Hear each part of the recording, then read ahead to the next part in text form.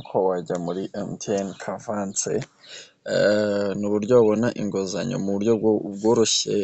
ukoresheje simukadi yawe MTN, njya kubereka sitepu ebyiri cyangwa eshatu, ujya muri kontakiti aho uhamagarira ukandika akanyenyeri, 182, akanyenyeri 5, akanyenyeri 2, iyo utariyandikisha, ugakanda kuri simukadi yawe 1 iyo ukoresha MTN, ukarindira. Urabona hano njyewe mba naramaze kwinjiramo, ariko wowe ushobora guhita wandikaho ahantu havuga amategeko n'amabwiriza, ugakanda N cyangwa se 1 bitewe na telefone yawe uko abantu babikwemereye, ugahita ushyiramo pini ukaba uriyandikisha ukareba mu nguzanyo baguhaye.